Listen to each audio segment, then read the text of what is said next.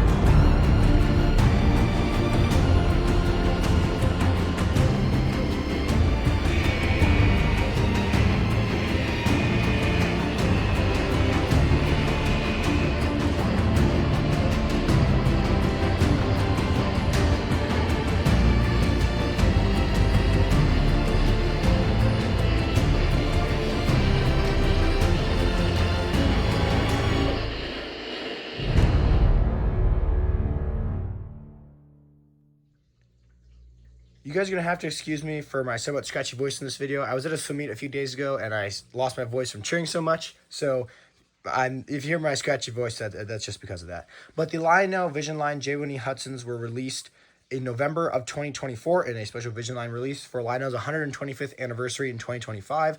All of the Visionline Hudsons had features like whistle steam, swinging bell, or a number of specific details and crew talk, a kinematic drawbar, and a force coupler effect, as well as some of the Hudsons which had the PT tender, like this one here. The PT tender is the longer tender. They had the water scoop steam effect built into the tender, and we'll look more into that a little bit later. All right, now we'll take a look at all the absolutely amazing details on this engine. This engine is most definitely a Visionline engine. It has so many super small details that just make this an absolutely amazing model. Starting off with the front, you have the coupler cut bar with the dummy O scale coupler on the front, which you can swap out for a dummy O gauge coupler if you want to double head the engine. The smoke box door does open up. And actually on the inside, you can see there is like the pipe that leads up to the funnel. I think that's a really cool detail that they have in there. Here's where you also have the classification lights on the front of the engine, which you can switch from green to white to off. Then moving further back along the engine, right here you can see is the front pilot, and actually in the box, all of the Visionline Hudsons come with a scale front pilot, which has slightly larger wheels. There's also wire that you can use to help ground the front pilot to the rest of the engine. And I think with that is you do need to have 072 curves to run that pilot because it has much smaller flanges, so the wheels can jump the track a lot easier. I'm likely just going to stick with this pilot. I think it looks just fine the way it is, and I don't want to risk it derailing if I'm running at too high speeds. And that does bring up the other thing is that the Visionline Hudsons, if it doesn't have the PT tender, if it has the regular tender, has a minimum curve of 054. However, the Visionline Hudsons with the PT tender, such as this one, have a minimum curve of 072. And that is purely because of that super long PT tender back there. I believe if you really wanted to, you can run the PT tender around 060. I have 060 check. I have not tested it yet, but eventually I will. So if I ever do, I'll let you guys know about that. But definitely just be careful when you're trying to run the engine on tighter curves. Again, if going smaller, just test out the tender first before you actually try and run the engine on those curves. So continuing to move back, one of my favorite details on this engine is the side rods. And I haven't seen this on a lot of the other engines, but right here on the side rods, there's just like the extra linkage in there. And when it's running, it just looks so cool. There's so much detail on these side rods. It looks absolutely amazing. This engine has the darkened side rods to make it look like it's a bit more used. Some of the other ones have the more lighter colored side rods. I think this fits this engine absolutely perfectly. Moving up a little bit higher back here, this is where the bell is. And these Visionline Hudsons do have the swinging bell feature. I know with the Visionline Vanderbilt Hudsons, they said they had a swinging bell feature, even though they did not. However, these Hudsons do have the swinging bell feature. The boat does move on its own as well, and we will show that when we fire up the engine a little bit later. Also up here, right behind the bell, is where you have all of your switches. It's upside down, but you have your run program switch, your whistle, your main smoke on off, your whistle smoke on off, and then your Bluetooth and 4-digit addressing. I believe basically the exact same switches that were on the Visionline Vanderbilt Hudsons. And then here's the smokestack. When you put smoke fluid in the smokestack, you just put it in right there. When you go further back, you then get to the whistle. To put smoke fluid in the whistle, you just pull the whistle out and then put smoke fluid in that hole right there. And there's another little hole beneath the whistle where the smoke comes out. To continue moving back along the engine, go back here to the cab. You also have the ash pan here where it has the variable ash pan glow. So that is where as the engine speeds up, that will glow a brighter and brighter red. It's a really cool feature that adds a lot of realism to the engine. So then getting back to the cab of the engine, the cab is super nicely detailed, just like the Visionline Vanderbilts. It also has the figure where it's reaching up for the controls, and I'll get you guys a better angle of that right here. Okay, here's a bit better view inside the cab. As you can see, the engineers reaching up for the controls in there. I think that's just a super nice detail. And you have all those painted dials and valves in there. Just the cab looks absolutely amazing. It's also lighted. All sorts of nice details in there. Okay, coming further back along the cab, you can see this is where there's the drop plate between the engine and the tender. Helps really bring those together well. And you also have opening hatches, 3 opening hatches on the top of the cab. Now coming to the tender, if this is, again, specifically for the PT tender, the longer tender with the water scoop effect, this little box comes off here, and that pipe in there, you can see that right there, is where you put in the smoke fluid for the water scoop steam effect. So it's very well hidden in here. Definitely, if you get one of these engines, read the directions because it shows you where all this stuff is, shows you how much smoke fluid to add. Definitely a very important step. Always read the directions when you get a new engine. And further back on the tender, we have this super big, real coal load. Looks absolutely amazing. I love the super long tender. And then coming down, these 3 pipes here, 1, 2, and 3, is where the water scoop steam effect comes out of the tender to make it look like it's dropping its chute to scoop up water. So if you don't know what the water scoop steam effect actually is, the New York Central Railroad had, I believe a lot of their tenders, not just the long tenders, but Lionel could only put the effect in the longer tenders, where they would have basically this massive tray of water sitting between the rails on the tracks. And because it would take time for engines to stop to fill up with water, they would just have a chute on the bottom of the tender. And when they would drop the chute, it would scoop up water from the train because the engine was moving so fast that water would be forced up into the tender. And then by the time they closed the chute, the tender would be able to refill with water. So that way because engines would run out of water a lot faster than they would run out of coal. So engines could just scoop up water while they're running without having to stop. So that way they could get to their destination a bit quicker. And, the New York Central and Pennsylvania Railroad were always in a very fierce competition with each other. So this is just a way to help New York Central get just a little bit more of an edge on the Pennsylvania Railroad when they're delivering their passengers. Okay, so coming back to the very back of the tender, we have the coupler down here, the reverse light, as well as the rear marker lights. Yeah, so we have those nice details there. But again, this engine is an absolutely amazing engine. There's so many super nice details on it. It has a bunch of super good crew talk on that stuff, which we'll look into when we get this engine fired up. Before we get this engine all fired up, I did want to bring up the fact that I have been having some issues with the engine, and I put this engine through Train World, so I've been emailing with them as well as Lionel to hopefully try and get the engine either fixed or replaced. But I've been having issues with both the whistle steam and the water scoop steam effect. So unfortunately in this video, you're not going to be able to see either of those. I can still play, clearly I have the sound of the whistle, and I can do the sound effect for the water scoop steam effect, but I am going to have the switch to off so I don't risk damaging the engine even more. The issue I'm having with the whistle steam is that when I blow the whistle, sometimes steam does not come out the whistle and instead will come out the sides of the engine like down here. So I believe there's a hole somewhere in the piping that leads from the fan and smoke unit for the whistle to the actual whistle. And also, even though I'm only putting like 5 drops of smoke fluid in the whistle at a time, I know for a fact I'm not overfilling it. Anytime I blow the whistle with any amount of smoke fluid in it, a bunch of smoke fluid ends up leaking down the sides of the engine, and you might be able to see a little bit of that here. It makes an absolute mess, and I don't want to have to continue to clean that every time I blow the whistle and risk like scratching the paint off at some point. So again, talking with Lionel and Train World about that to hopefully get that fixed.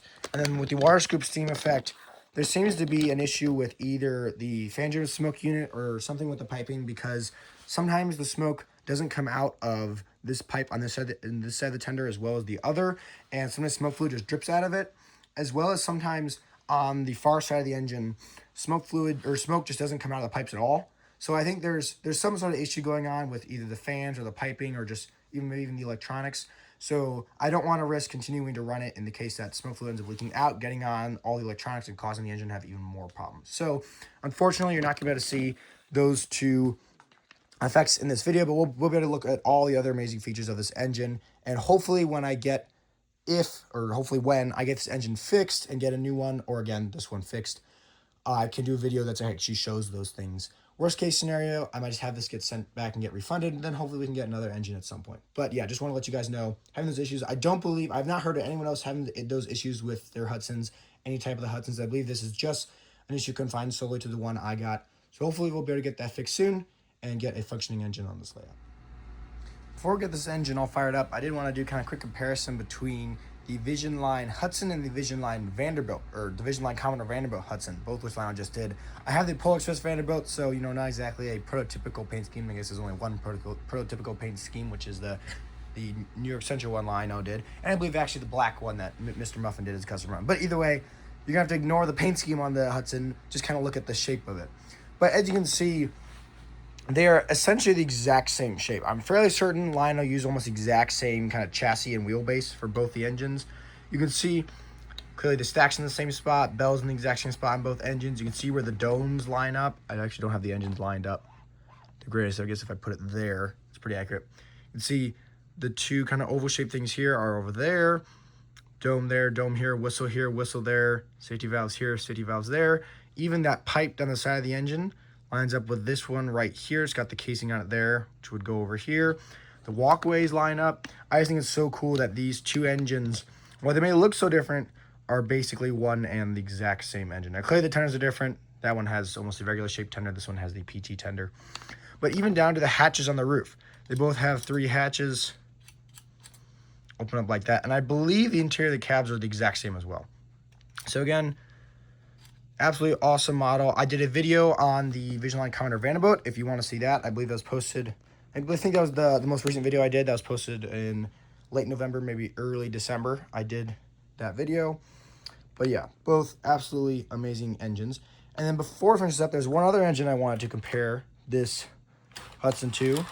And that is this Hudson, the 1950 773. So we'll get this guy out of the way. He's a little closer.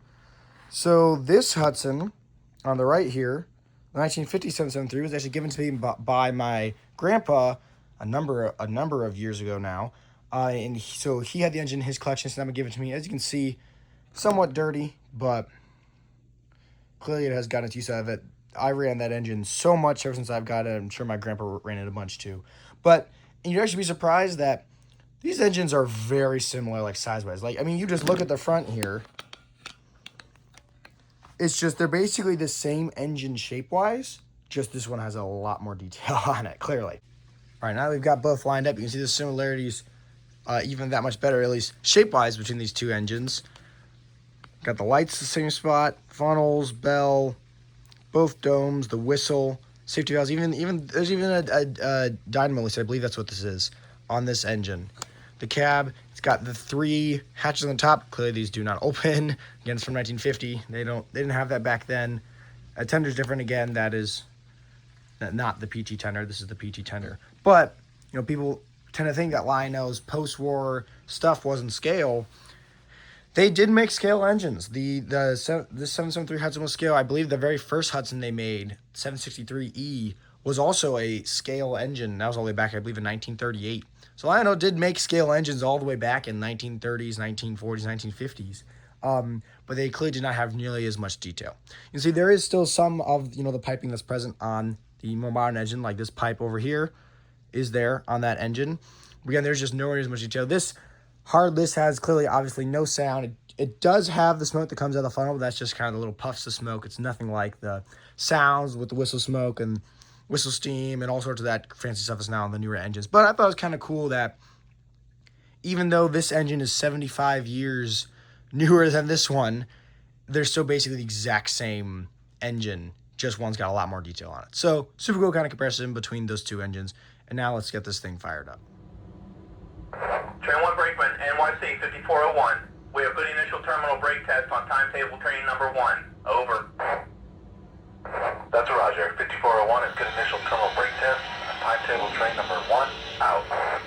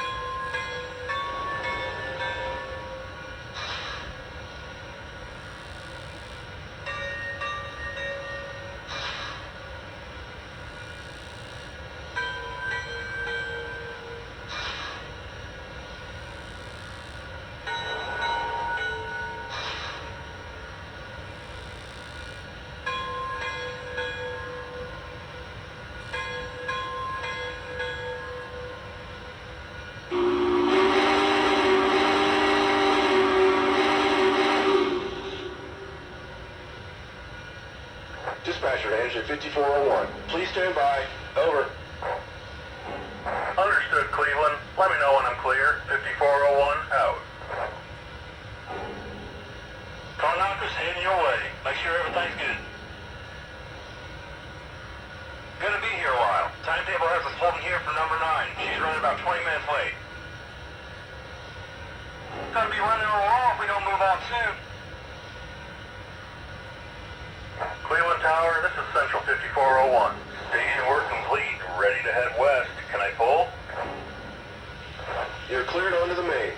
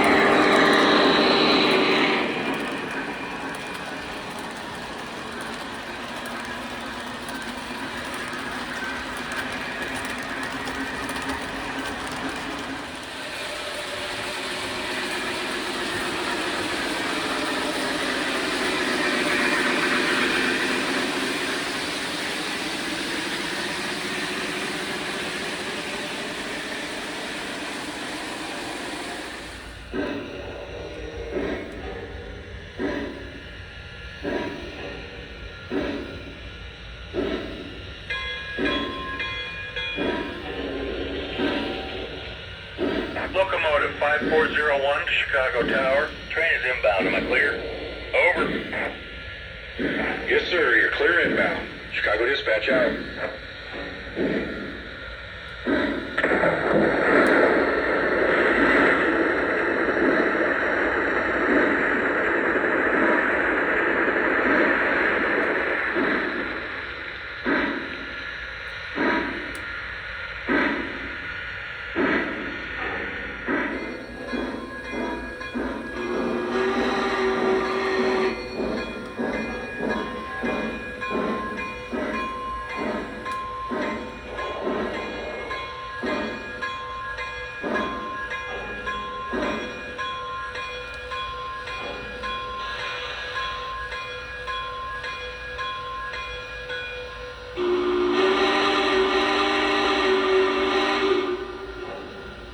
New York Central 5401 to the dispatcher. Stopped and binders applied. Over. Copy that, 5401. Hold for track orders. Chicago dispatch out.